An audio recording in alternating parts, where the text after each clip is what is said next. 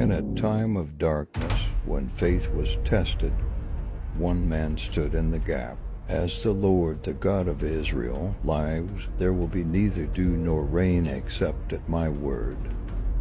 Chosen by God, Elijah performed miracles that defied nature. The man who's never experienced death and taken to heaven. This is his true story. Elijah, a prophet of fire and faith. Elijah's story isn't just about a man, it's about a man chosen by God to stand in the gap during one of the darkest periods in Israel's history. He lived in a time when the nation had turned its back on God, led astray by the wicked King Ahab and his queen, Jezebel. They promoted the worship of Baal, a pagan god, and led the people into idolatry and moral decay. But in the midst of this spiritual crisis, God raised up Elijah to call his people back to faithfulness.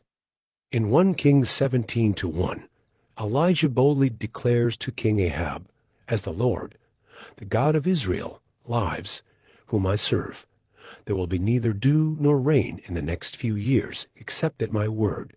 This wasn't just a prediction, it was a direct challenge to Baal, who was worshipped as the god of weather and fertility.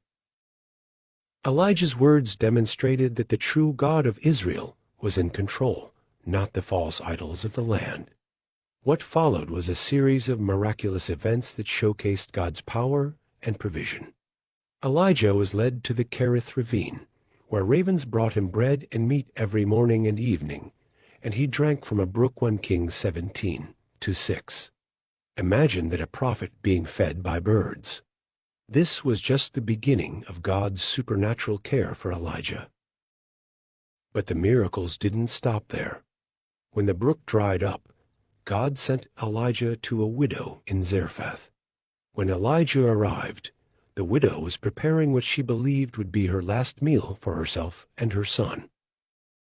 Yet, Elijah assured her in 1 Kings 17:14, "For this is what the Lord, the God of Israel, says, the jar of flour will not be used up, and the jug of oil will not run dry until the day the Lord sends rain on the land."